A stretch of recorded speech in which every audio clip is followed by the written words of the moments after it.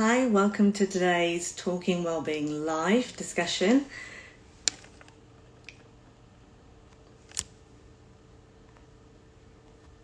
Just waiting to be joined by Marques Ogden.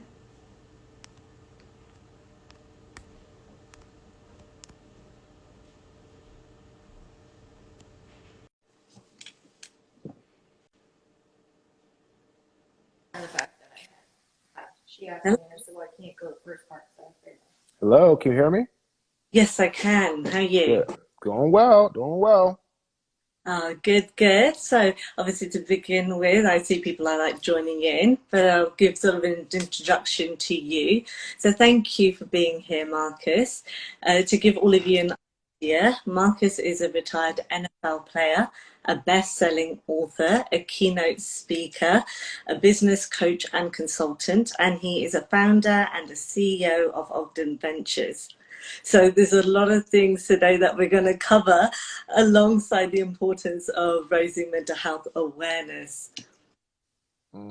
I look forward to it. Thanks for having me on.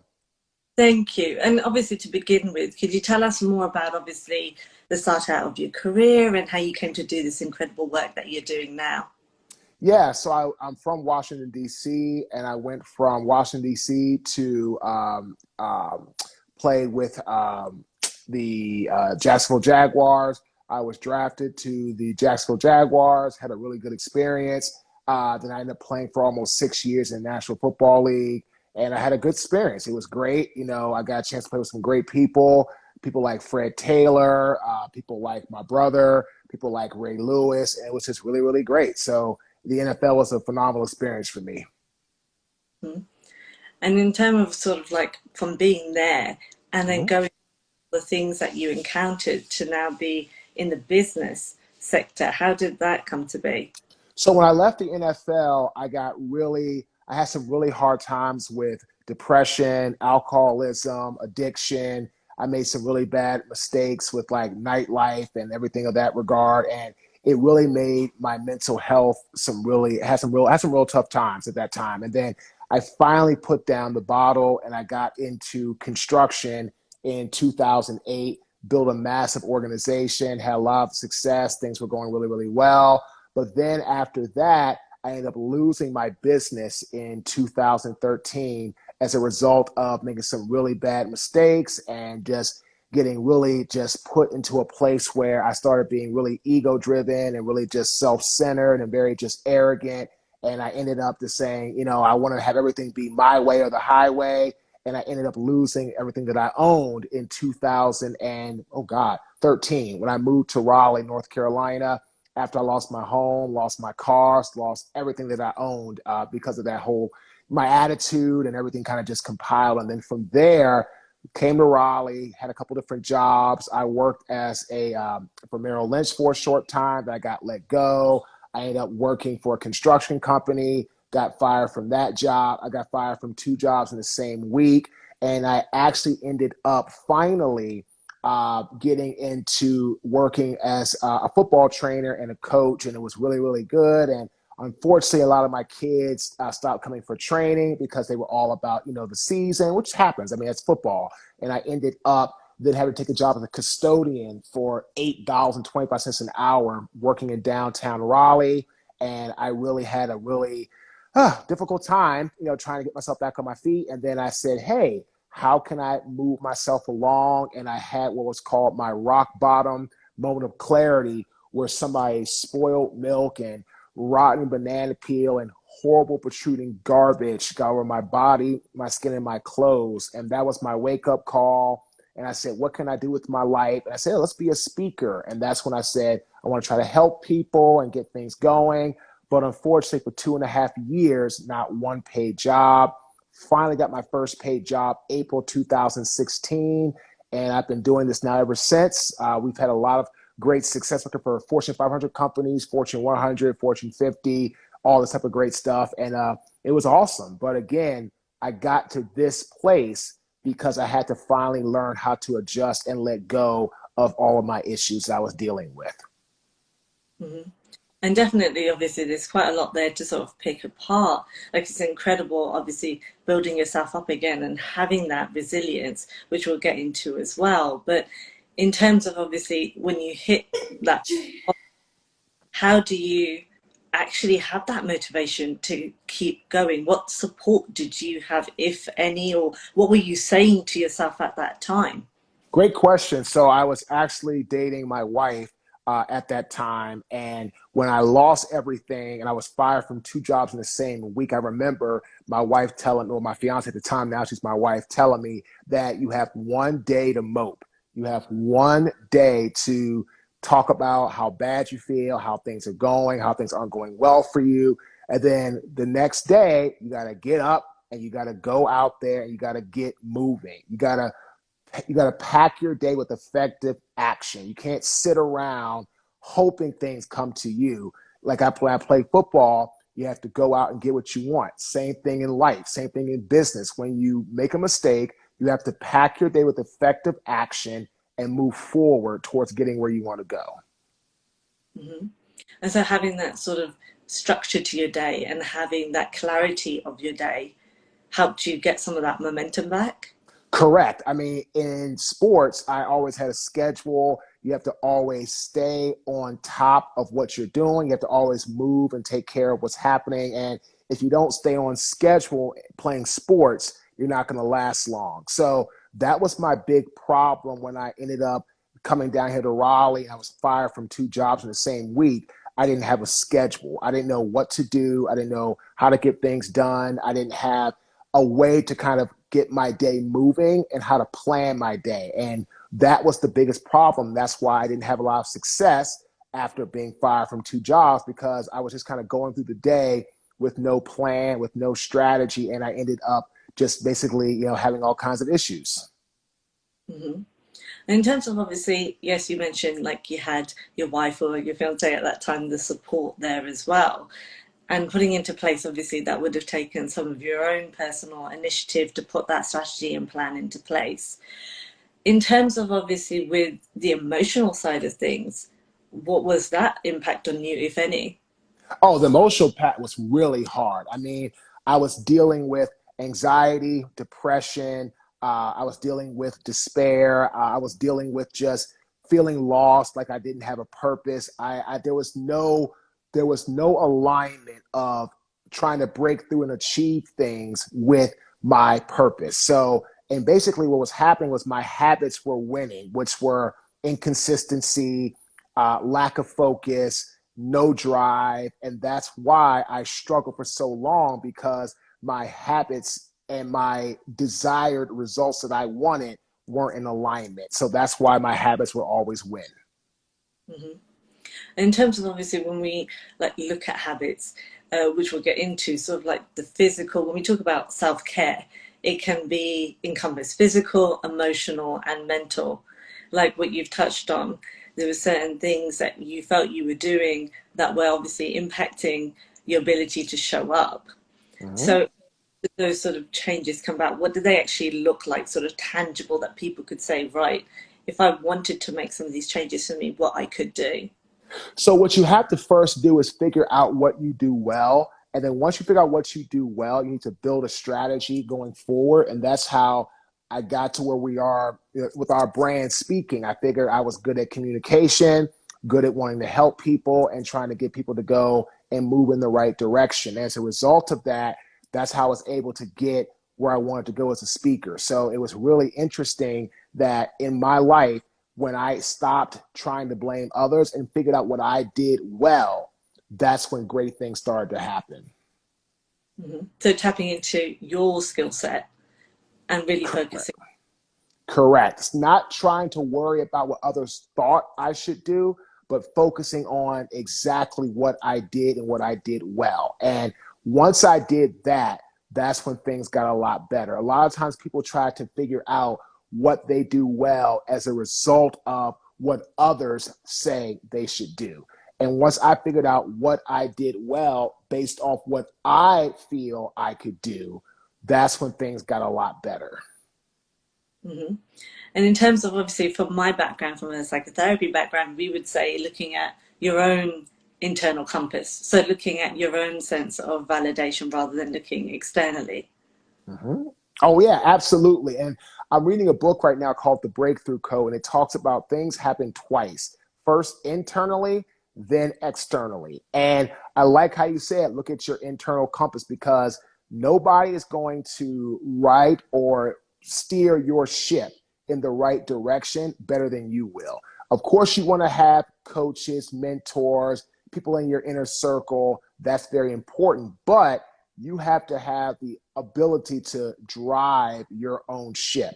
Otherwise, you're not going to get where you want to go, because everybody's going to be telling you where you should go. And then what happens, if you don't know internally where you want to go, that's when bad things start to happen. Mm-hmm. You kind of have, so for you, if you could say, what are the internal purposes that you have now that continue to guide you?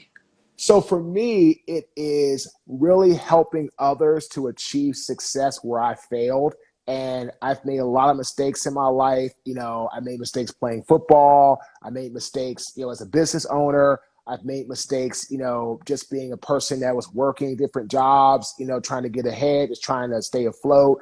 So what I try to do is to make my purpose helping others achieve success with my failures or my mistakes or my shortcomings. And then what I try to do from there is align that with the results I want to achieve of helping more people, which has allowed us to push through and have some really good success when a lot of people thought I was going to fail because I didn't have a background or any type of experience, as a speaker, coach, consultant, and an author.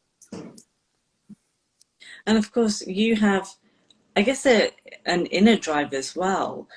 If, say, there was somebody watching this who were sort of reluctant to take that step, what would you ultimately say to them as well?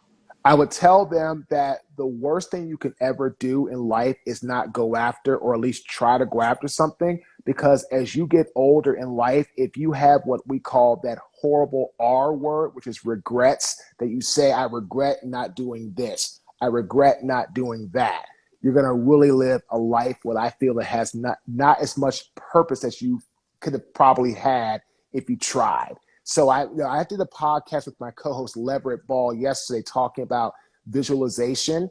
And the biggest part that you have to do, right, is you need to surround yourself with people who are going to support you and not going to tear you down. Because when you're starting something new, it gets really easy for you to listen to negativity or self-doubt and start to sabotage yourself.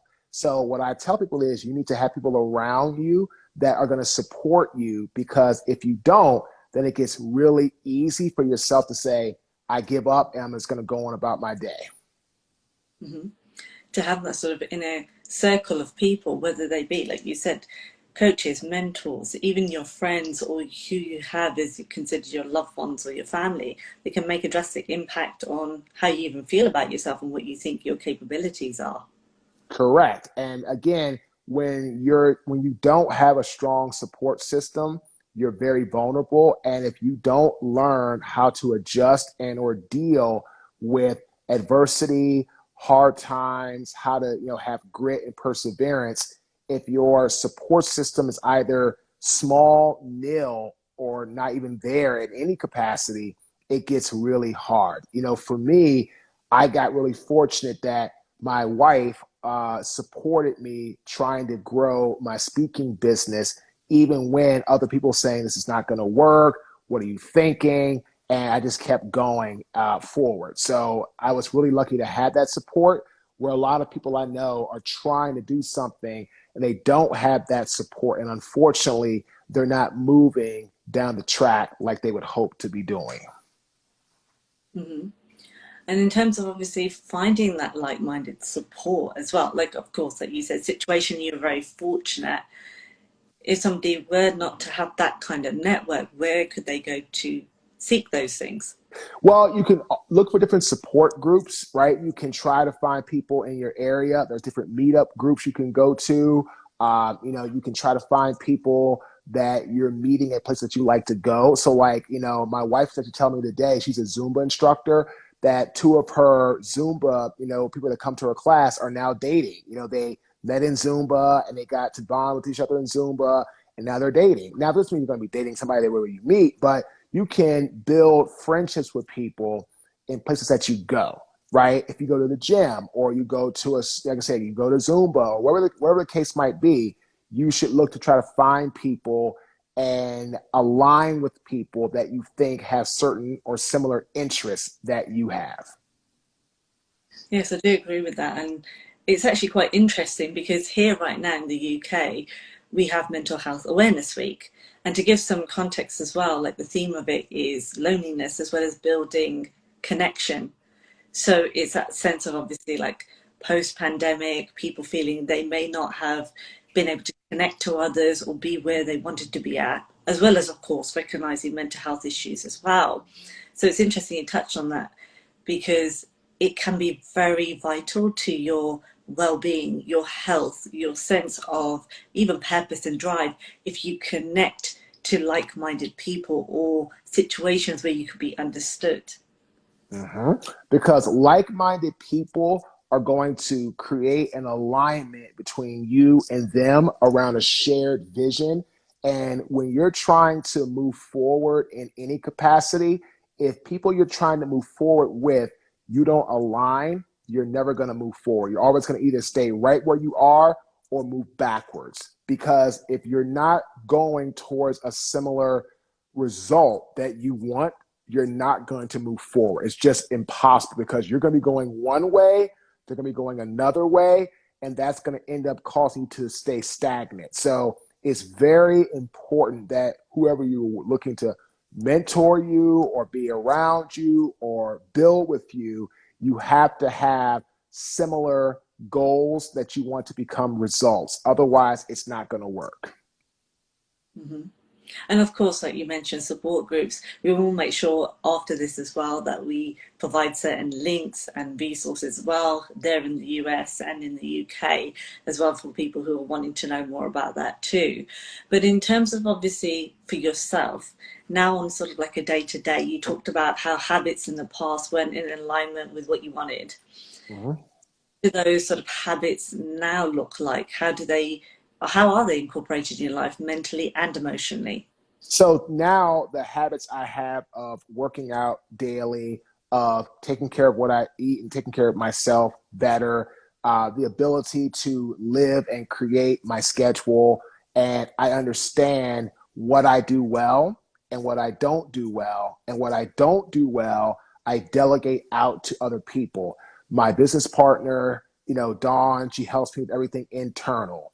We have a phenomenal website guy. We have a phenomenal trademark and patent person, a phenomenal videographer, a phenomenal publicist. We call her our external manager.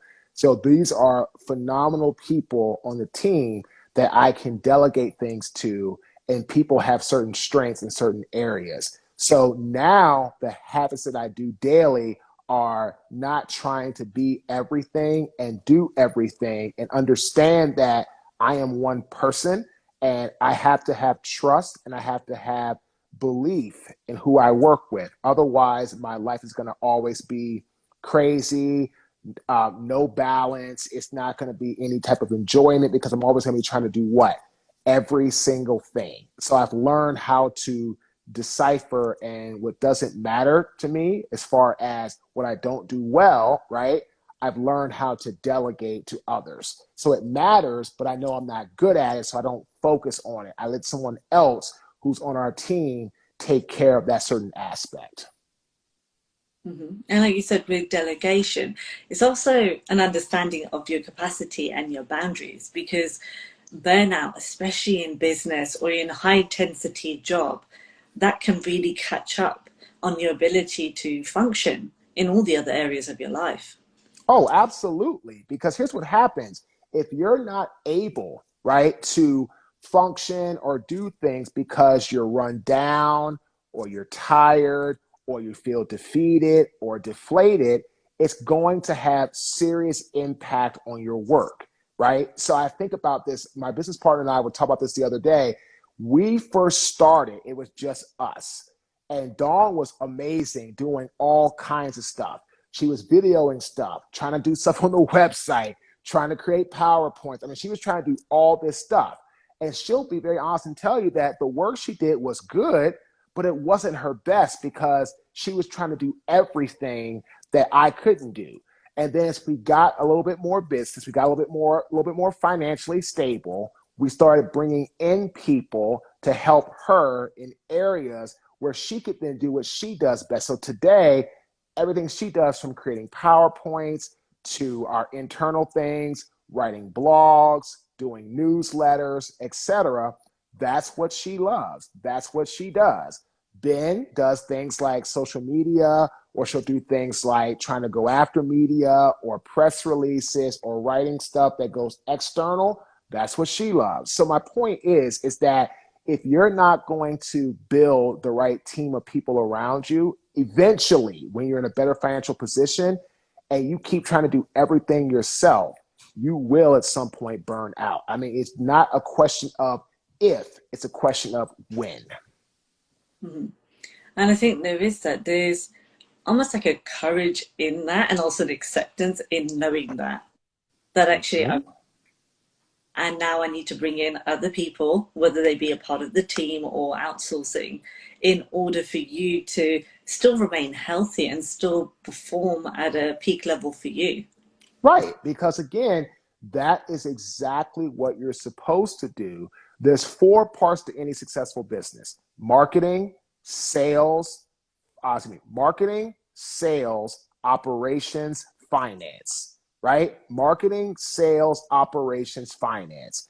What you're hoping to do if you're starting a business, market well enough where you can start getting people to know about you, start closing sales, execute on the sales orders that you close, and then as you build up your finances, start bringing in people strategically so you can start working less in those areas. So like today, I don't do much in operations, right? Dawn does her thing, Ben does her thing, George, Albert, Donovan. I work with everybody, but I'm not doing all the operational stuff like Dawn and I used to do when there was somebody else around. I'm doing more of the marketing, the sales, the financial piece. Dawn does operations and marketing. Ben does marketing and operations. George is operation. I can go down the list, right? But that's the point.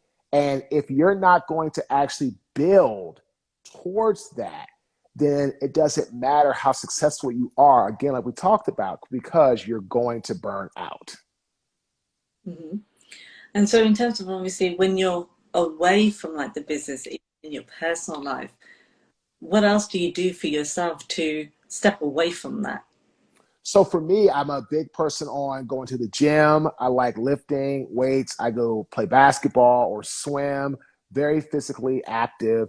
I love the movies. I'm a big movie person. I've always been a movie person since I was, in my early 20s. That's important. I like to play poker because I like to be challenged and think and be mentally stimulated while I try to enjoy my evening. So I'm really big on different things like that. I love spending time with my family.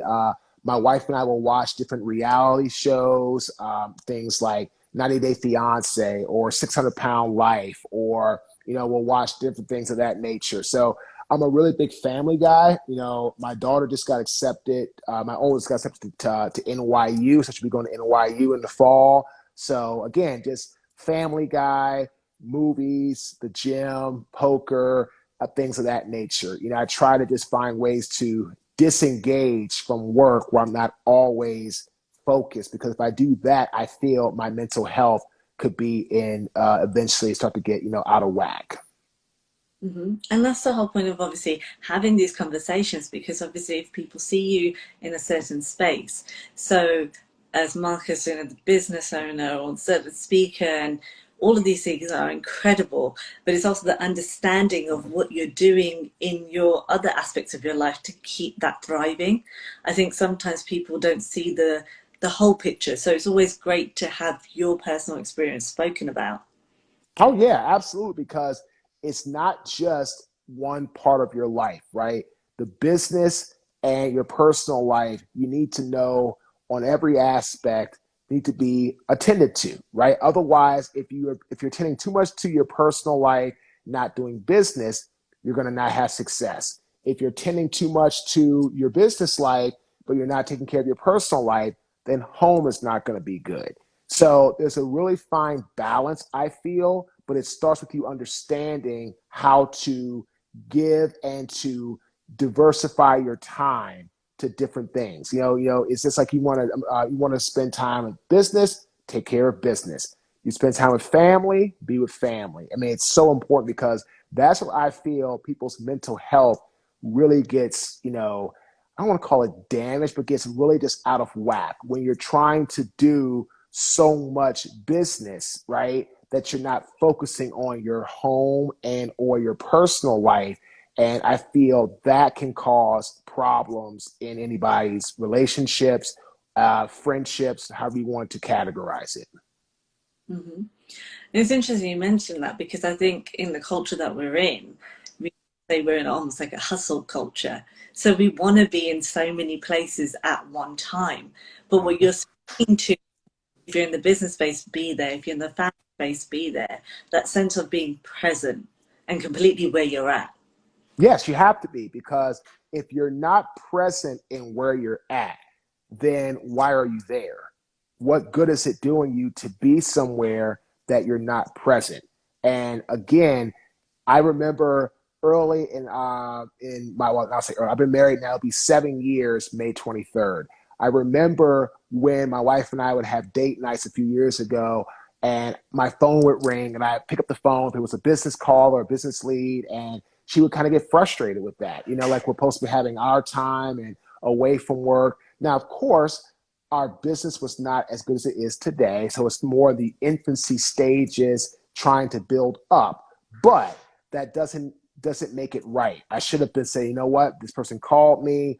I'm with my wife having date night. I can call them later. I can call them tomorrow. I can call them next week. And that was something that really caused some problems in our relationship on my side, because I was really not good at being present when I was with her. So today, when we do things, if it's a date night or a vacation or going somewhere, even like one of our children's events or whatever the case may be, I'm going to be present where I am, because again, nothing is that important business wise where it can't wait till later on that day or the next day or next week. And once I realized that, my home life got a lot better. Mm-hmm. It's incredible, isn't it, that we kind of underestimate the knock-on effect that can have. Sometimes we think that we can just literally do everything all at once. Oh no, no, we can't. I mean, nobody. This is not a movie. We're not superheroes. We don't have magic powers.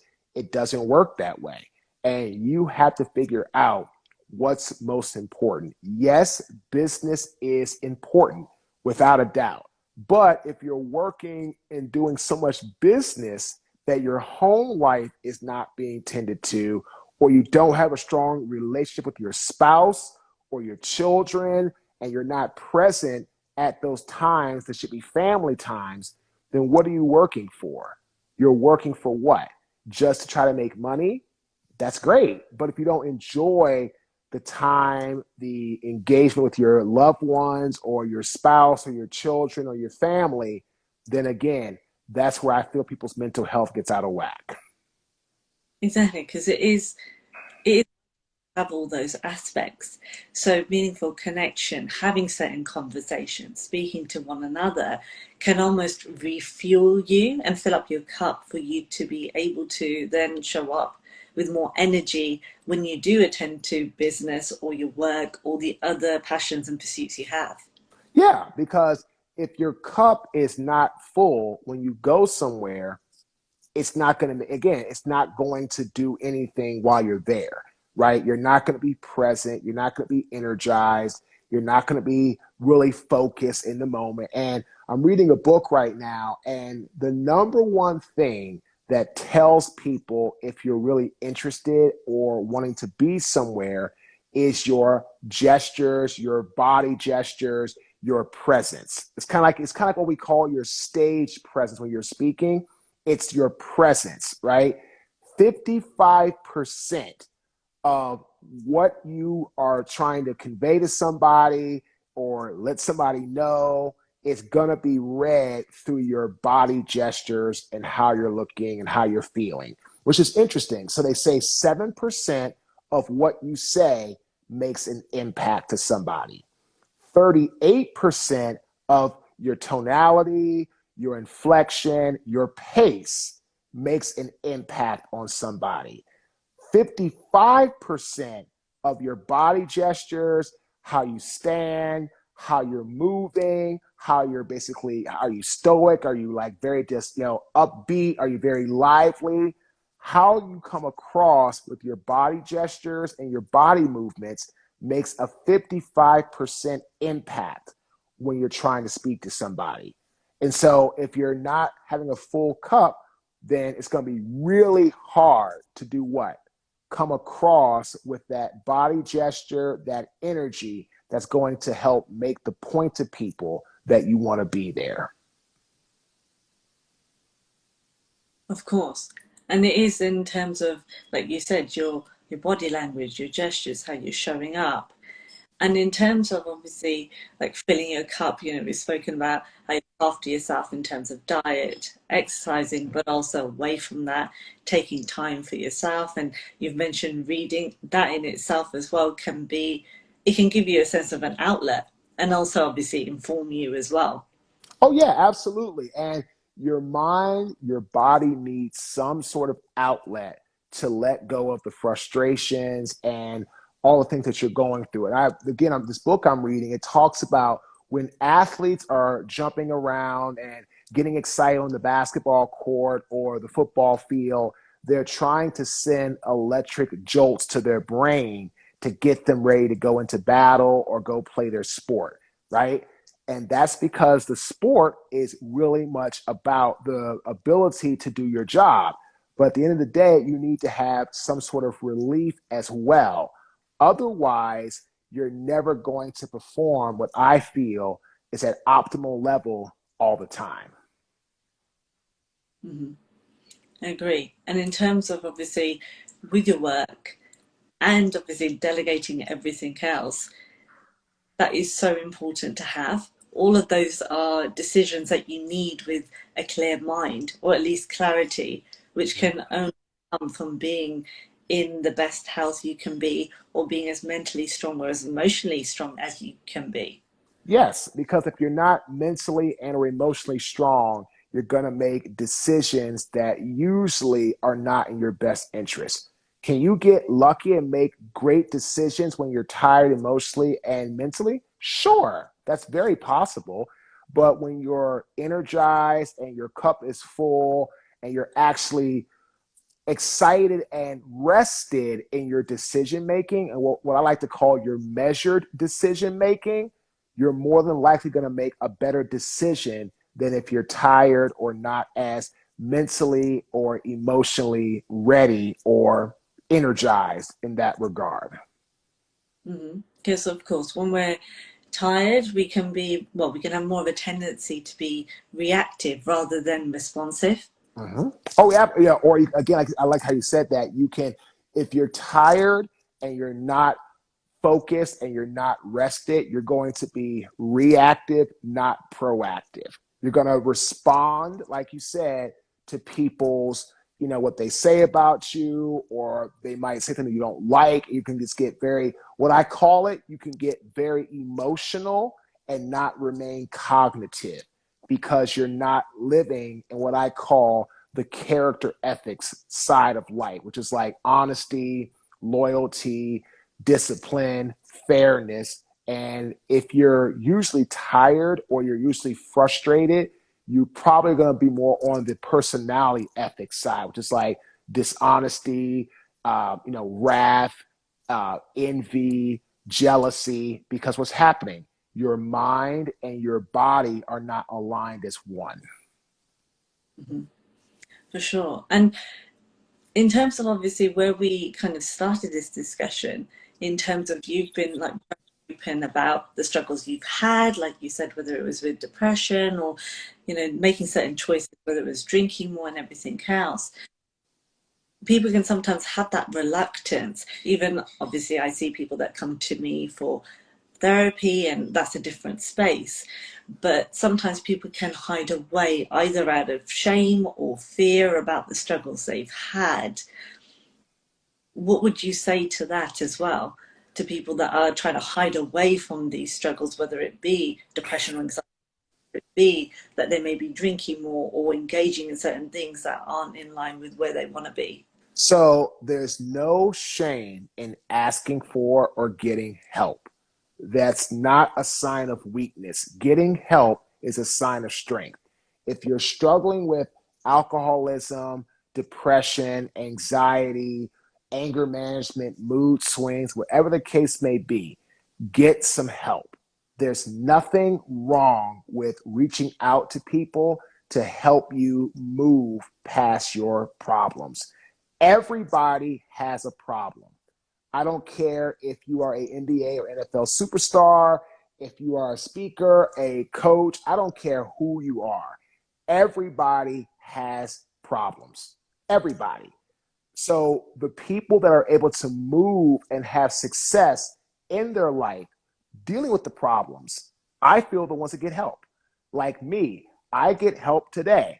I still have, I still take, medicine to help me with my anxiety and not get so stressed out because I work a lot. It's a lot of things with my family. And if I don't take medicine to my Lexapro to help me stay nice and chemically balanced, I feel I'm not going to be a good father or husband or business owner. So I take my medicine to help myself stay right in line, right where I want to be. And there's nothing wrong with that. And I don't have a problem telling anybody, yep, I take Lexapro to help me stay balanced because I know if I'm not staying balanced, something is going to suffer, either my work or my family. And you know what? I'd rather take something where I can be the best version of myself than have my business and my clients suffer or my family, which is my wife and my two daughters, suffer. So I do what I need to do what? Push through and have successful days. And I appreciate the honesty there. And in terms of course, we can talk about strategies and habits and things like that, but of course, it's also recognizing there may be certain points in our life that we need either more additional medical support, or we may need that therapeutic or support help group as well, on top of the other habits that we're choosing to maintain. Oh, yeah. And again, there's nothing wrong with getting the help. You just have to assess what help do you need. And once you figure out what help you need, create a strategy, get somebody like yourself as a professional, and create a strategy to help you maintain good mental health. Because again, if you're having all types of success financially, but you're not having good mental health or good relationships, what good is it? What good is it? It does nothing, right? How many people do we know who are filthy rich in society that hate getting up in the morning because they have horrible relationships? They don't have good people in their life. They don't have, I know a lot of people. I know many football guys that I played with that made, big names and stars and great guys, but they made a ton of money, but they're not happy because their life is not filled with what? Real relationships. It's filled with superficial relationships, and that's not where you need to be. So for me, my mental health is absolutely my number one thing I have to protect. I know that I've had issues in the past with anxiety, with stress, with managing things. So I take medicine. Nothing wrong with that. You know what I mean? I've gone to therapy. I've seen a therapist. I've done anger management. It doesn't make me a bad person. It makes me somebody that knows that I have issues, and I just do what? I deal with them. That way it doesn't do what? Affect the others that I care about. Mm-hmm. And like you said, it's also recognizing and taking that step, and exactly like you said, it's to reinforce all the other areas of your life as well. And that's the incredible thing about having these conversations, because, like you mentioned, there might be some stereotypes that we hold about somebody who's in sports or in a very, let's say for what it is, a male dominated space. There's a lot of masculinity there, and how you're supposed to be versus how you want to be. Mm-hmm. Oh, absolutely. And so many people get misconstrued, that athletes aren't going to have problems. I remember when Giannis, who plays, I always can't pronounce his last name right, but Giannis, who plays for the Milwaukee Bucks, said he's had mental health struggles for a while. And he didn't want to come out about it because he was this big time NBA superstar, right? And I know a lot of players, NFL, NBA, MLB, same situation. Again, just because your bank account has many zeros behind it doesn't mean your life is easy. Not at all. And honestly, if you're in that situation, most time people are afraid to open us of what? Being judged, being looked at differently. And I tell people all the time, people are going to judge you regardless of what you do. Regardless of this live life, your ability to worry about what people say about you. Mm-hmm. For sure. And I think that is the thing as well. It's about you looking at, okay, this is what I need to do for me to get the support I need to to be the healthiest version I can be of myself, as it's supposed to be thinking, okay, what are other people thinking of me? Of course, appreciate that's easier said than done, but that's the whole point of us now having these conversations on talking well-being, is to question some of that narrative that we might have, that, okay, if I'm struggling with my mental health or my emotional health, I need to stay quiet about it somehow and just hope it will just go away. One of the best things I ever read is that we are not required to be the same person we were 5 minutes ago. And what that means is we can change and we can adapt and we can do whatever we want to do to make ourselves better. If you're somebody right now that's listening or was listening and you're struggling with anxiety, depression, anger management, time management, stress, whatever the case may be, and you've been told for years that don't ask for help, it's a sign of weakness. Don't ask for any type of assistance. It's, you're stronger by yourself. That was the old you. There's a saying, in order to move forward in life, you have to get rid of the old baggage. You have to shred it. You have to interrupt it. So what? Those thoughts don't do what? Keep coming back to your mind. And in order to do that, you have to be strong enough to say, you know what? Who I was, like I said, last year, last month, last week, yesterday, hell, who I was 5 minutes ago, I don't have to be that person. And once you are enlightened to that, then do what's best for you. Figure out what you need to do to move forward in your life. And don't worry about being ridiculed or judged or looked at funny. Because again, everybody has a problem. But the thing is, if you're strong enough to go and get help to resolve it, like I have done, like others that I know have done, then you're going to be just fine. Mm-hmm. And so many of these things, mental health or even recognized mental health, they are much more common than we realize. Like we said, given the social things that have changed over the last 2 to 3 years, I was reading up sort of statistically now, because even in the US, it's Mental Health Awareness Month. It's 1 in 5 Americans are either facing a mental health concern or a mental health issue. It is a conversation that we all need to be having, as opposed to thinking, let's not look at this right now. Oh, yeah. I mean, I'm always talking about how I've dealt with my mental health struggles. And again, there's nothing wrong with it. If you have a mental health struggle, learn how to ask for help and learn how to seek guidance to get it corrected and how to what? Move on with your life. But like you said, 1 out of every 5 Americans has made it known that they struggle with some sort of mental health issue. It's getting a lot more common to speak about it. But again, I would love to see more people open up about it and not worry about what society thinks. One of the things I tell my clients that's so important to reach people is emotional intelligence. And one of the things I talk about with emotional intelligence is going to be vulnerability, which is the innate ability to be transparent with people, no matter what they think about you or how they might judge you.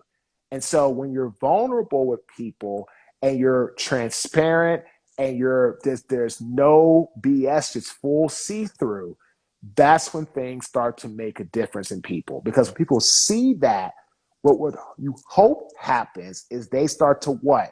Start becoming more transparent and authentic in their lives. Mm-hmm. It's almost like if you speak your truth, you can encourage somebody else to speak theirs too, essentially.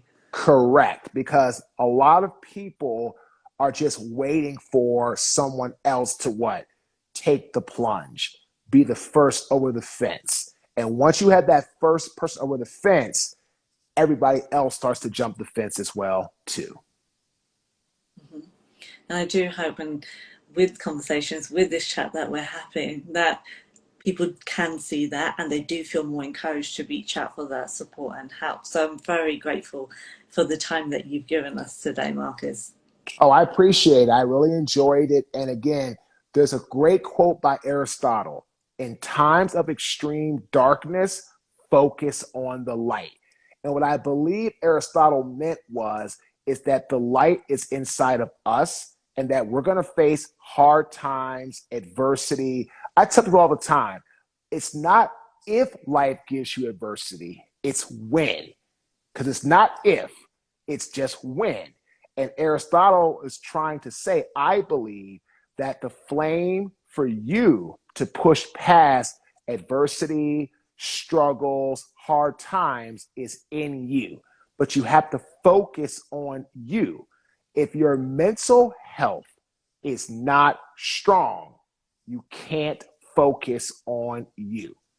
So if you want to do what Aristotle says, focus on you, your health, your mental health.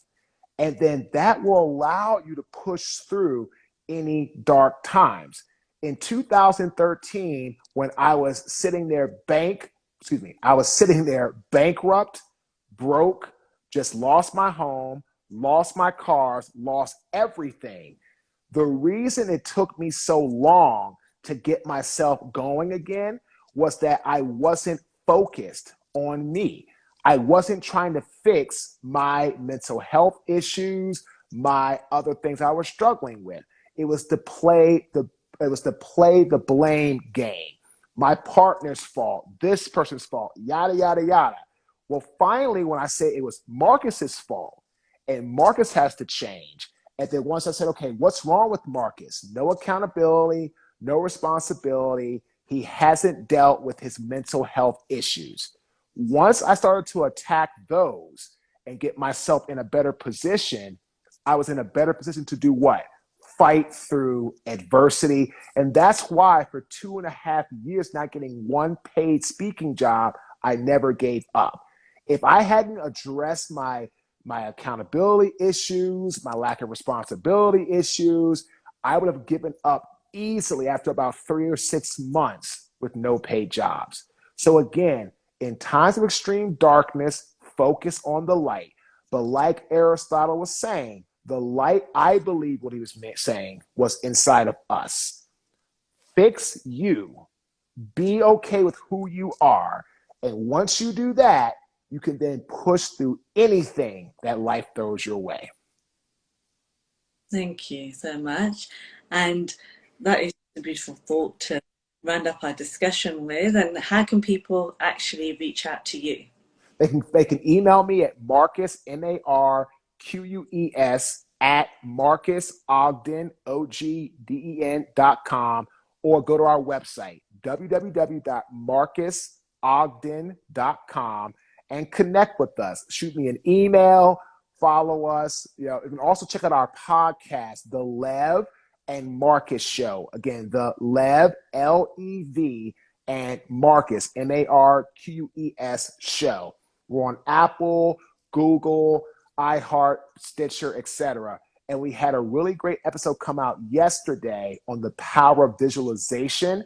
And we talk about to move forward in life, let go and or shred old baggage. So reach out to us, connect with us, and we love to hear from you. That'd be incredible. And we'll make sure we when we definitely upload this.